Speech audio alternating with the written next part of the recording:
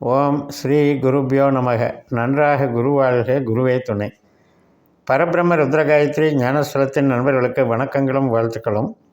கும்பலக்னத்திற்கு 8 நாட்களுக்கான பலன் ஜனவரி 12 முதல் ஜனவரி 19 வரை உள்ள நாட்களுக்கு தினப்பலன்களை பார்க்க இருக்கிறோம். முதல் நாளான ஜனவரி 12 ஞாயிற்றுக்கிழமை, மிருகஸ்ரீஷ நட்சத்திரம் 11:24 வரைக்கும் இருக்குது நண்பர்கள். அப்போ 6ஆம் வீட்டில் இருக்கிற செவ்வாய் சனி நட்சத்திரத்திலிருந்து இன்றைக்கி பலன்கள் கொடுக்கறதுனால வேலை இருக்காது, ஃப்ரீயாக இருக்கும். மனசில் கொஞ்சம் தாமச குணம் இருக்கும், அதாவது ஸ்லோ மூமெண்ட்ஸ். பட் திங்கிங் நல்லாயிருக்கும், நிதானமாக யோசிப்பீங்க. உறவுகளுக்கு நல்ல நாளாக அமைகிறது. நண்பர்கள் 11:24க்கு மேலே திருவாதிரை நட்சத்திரம் வருது. 5ஆம் வீட்டில் சந்திரன் ராகுவை போல். இன்றைக்கும் இந்த டைம்லேயும் நமக்கு ராகுனுடைய பலன் சிந்தனையை இது பண்ணுவார். டெவலப்மெண்ட்ஸ் உறவுகள் சார்ந்த டெவலப்மெண்ட்டு, மூளை உழைப்பு சார்ந்த நன்மைகள் இதெல்லாம் கிடைக்கும். ஜனவரி 13 திங்கட்கிழமை திருவாதிரை நட்சத்திரம் காலையில் 10:37 வரைக்கும் இருக்குது. அதுக்கப்புறம் புனர்பூச நட்சத்திரம் தொடங்குது, குருவனுடைய நட்சத்திரம். இதே புனர்பூச நட்சத்திரத்தில் செவ்வாய் இருக்குது. அதனால் செவ்வாயும் குருவை போல் பலன் தருகிறார். அதனால் 6ஆம் வீட்டில் வேலை சார்ந்த சில நன்மைகள் இருக்கும்.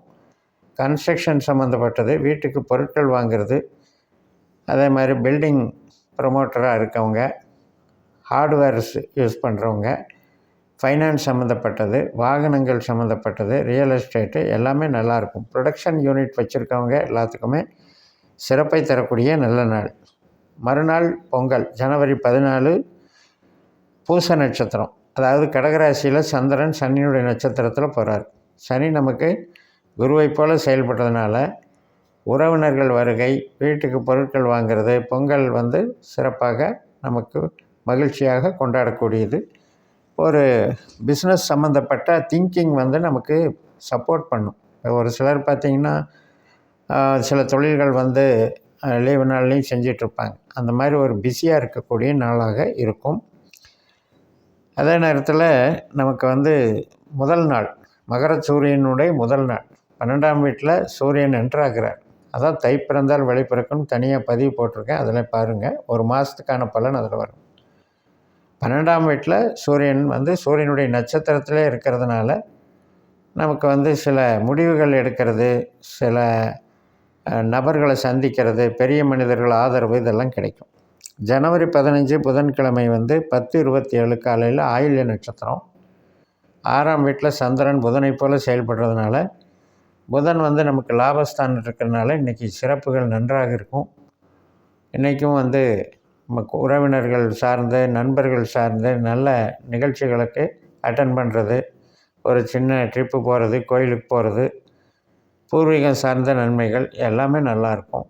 மூத்த சகோதர சகோதரி வகையில் ஆதரவு இருக்கும். ஜனவரி 16 வியாழக்கிழமை நண்பர்கள் 11:16க்கு மக நட்சத்திரம். 6ல் இருக்கிற சந்திரன் 7ல் வந்துடுறார். கேதுவை போல் செயல்படுறாரு. கேது நமக்கு 8ல் இருக்கார், சூரியன் 12ல் இருக்கார். அதனால் இன்றைக்கி கொஞ்சம் அலைச்சல் திருச்சல் இருக்கும், உடல் சோம்பல் இருக்கும். ஹெல்த்தில் கொஞ்சம் பார்த்துக்கிட்டு, சாப்பிட்றதில் கொஞ்சம் கவனம் செலுத்தி கொஞ்சம் ரெஸ்ட் எடுத்துக்கிட்டு இது பண்ணிட்டால் போதும். கேது சூரியனுடைய நட்சத்திரத்தில் இருக்கிறதுனால, சூரியன் 12ல் இருக்கிறதுனால சுப செலவுகள் வரும். ஜனவரி 17 வெள்ளிக்கிழமை நண்பர்கள் 12:44 வரைக்கும் இந்த மக நட்சத்திரம். அதுக்கப்புறம் பூர நட்சத்திரம், சுக்கிரனுடைய நட்சத்திரம். சுக்கிரன் நமக்கு சனி கூட சேர்றார். இன்றைக்கி நம்ம லக்னத்தில் தான் சனி பூரட்டாதி நட்சத்திரத்தில் இருக்கார் இல்லையா, அந்த சனி கூட சுக்கிரன் சேர்க்கை பெறுகிறார். அதனால் இன்றைக்கும் ஒரு தெய்வ அனுகூலங்கள், பெரிய மனிதர்கள் சந்திப்பு, ஃபைனான்ஸ் சம்மந்தப்பட்ட டீலிங்கு எல்லாமே நல்லாயிருக்கும். நம்ம வீடு சம்மந்தப்பட்ட பொருட்கள் வாங்கிறது, தொழில் சார்ந்த சிந்தனைகள் அது ஊக்கம் கொடுக்குறதா இருக்கும். தாயாரினுடைய உடல் நலம், தாயாரினுடைய அரவணைப்பு எல்லாமே நல்லாயிருக்கும். வீடு சார்ந்து சிந்திப்பீங்க, இடம் சார்ந்து சிந்திப்பீங்க, வாகனம் சார்ந்து சிந்திப்பீங்க. நல்ல அமைப்பை கொடுக்கக்கூடிய நல்ல நாள். சுக்கிரன் சனி சேர்க்கை அப்படிங்கிறது புதிய நபர்களோடு சந்திப்பு, புதிய நபர்களோடு பழகிட்டு இருக்கிறதுல ஒரு உற்சாகம், ஒரு மகிழ்ச்சி இதெல்லாம் கொடுக்கும். ஜனவரி 18 சனிக்கிழமை மதியம் 2:50க்கு உத்திர நட்சத்திரம். ஒரு பாதம் வந்து சிம்ம ராசிலையும் 3 பாதம் கன்னி ராசிலையும் இருக்குது. நைட்டு 9:27க்கு மேலே சந்திரன் 8ஆம் இடத்துக்கு கன்னி ராசிக்கு மாறிடுவார். அந்த நைட்டு 9:27க்கு மேலே கொஞ்சம் கவனமாக இருக்கணும். ஏன்னா 8ல் சந்திரன் அப்படிங்கிறது நமக்கு கொஞ்சம் வீண் பயம், ஞாபகம் மறதி, உடல் அசதி இதையெல்லாம் கொடுக்கறதுனால மனோகாரகனான சந்திரன் வந்து வீக்காகக்கூடாது. சில பேருக்கு கடன் பிரச்சனை இருக்கிறவங்களுக்கு இது சார்ந்த ஒரு சில டார்ச்சர்கள், அதாவது அதை பற்றிய ஒரு வலிவேதனைகள் அல்லது நோய் சார்ந்த வலிவேதனைகள் இதெல்லாம் கொஞ்சம் பார்த்துக்கணும். அது வந்து திசாபுத்தி சம்மந்தப்பட்டு ஏற்கனவே ஒரு பிரச்சனை ஓடிட்டுருக்குன்னா இன்றைக்கி வந்து அதில் கொஞ்சம் ஸ்ட்ரெஸ் அதிகமாக இருக்குன்னு நம்ம எடுத்துக்கணும். ஏன்னா 12ல் இருக்கிற சூரியன் அப்படிங்கிறதும் நமக்கு உடம்புக்கு மனசுக்கு டிஸ்டர்ப் பண்ணுறவராக இருக்கார். ஜனவரி 19ஆம் தேதி ஞாயிற்றுக்கிழமை மாலை 5:39 வரைக்கும் இந்த 8ல் சந்திரன் சூரியனாக செயல்படுறாரு உத்திர நட்சத்திரமாக. அதுக்கப்புறம் சந்திர நட்சத்திரத்திலே போகிறாரு. இந்த நாளும் நம்ம வந்து சந்திரன் வலுவாக இருக்கிறதுனால கொஞ்சம் கவனம் எடுத்துக்கணும். உடல் ஆரோக்கியம், பகை, நோய், கடன் இது சார்ந்த சிந்தனைகள் இன்றைக்கி உருவாகும்.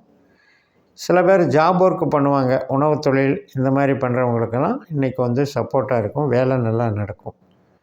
அதனால் இப்போது இந்த கும்பலக்னத்தை பொறுத்த வரைக்கும் 8ஆம் இடத்துல இருக்கிற கேதுவும் 12ஆம் இடத்துல இருக்கிற சூரியனும் 4ஆம் இடத்துல இருக்கிற குருவும் அவ்வளவு நல்லதில்லை. பட் இதையெல்லாம் ரெசிஸ்ட் பண்ணி காப்பாற்றி கொண்டு போகிறது வந்து நமக்கு சனி பகவான் நல்ல இடத்துல இருக்கார்.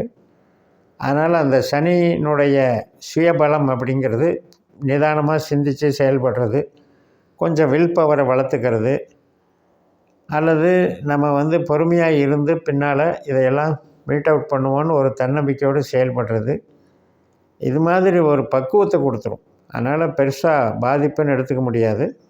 பட் அசால்ட்டாக இருந்துடக்கூடாது. நம்ம வந்து அதிகமான ஒரு லிபரேஷனாக இருக்கும் பொழுது தான் இந்த மாதிரியான பிரச்சனைகள் வரும்.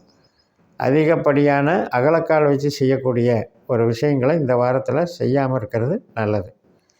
நம்ம பாஸ்கரா அஸ்ட்ராலஜி சிஸ்டத்தில் நமக்குன்னு 12 பாவத்துக்கும் யார் கிரகங்கிறத நம்ம தெரிஞ்சுக்கணும் நம்ம பிறந்த நேரத்தில்.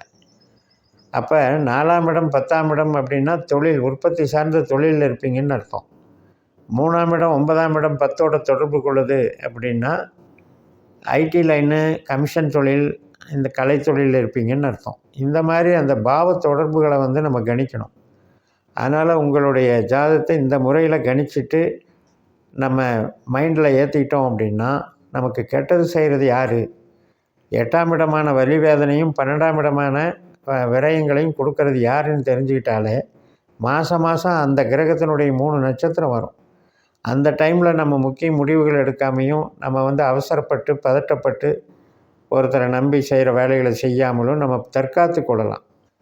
அதனால் ஜோதிடம் என்பது திசாபுத்தியின் வழியாக நமக்கு பாவங்களை, கொடுப்பினைகளை அது வந்து வழங்குகிறது. அந்த பாவ கொடுப்பினை வந்து அகம் சார்ந்து வேலை செய்தா, புறம் சார்ந்து வேலை செய்தா, அப்போ தொழிலை வந்து நாம் எந்த மாதிரி எடுத்துக்கணும், நம்ம பணம் போட்டு பணம் பண்ணுறது அல்லது கடன் வாங்கி தொழில் பண்ணுறதெல்லாம் நல்லதா அப்படிங்கிற விஷயமெல்லாம் இதில் தெரிஞ்சு நீங்கள் பயன்படுத்தினா நன்மைன்னு சொல்லி நிறைவு செய்கிறேன். இந்த சேனலை சப்ஸ்கிரைப் பண்ணுங்கள், ஷேர் பண்ணுங்கள். உங்கள் தனிப்பட்ட ஜாதக பலாபலன்களை என்னுடைய வாட்ஸ்அப் நம்பரில் தொடர்பு கொண்டு பலன் பெறுங்கள். உங்களிடமிருந்து விடைபெறுகிறேன். உங்கள் JMS. நன்றி, வணக்கம்.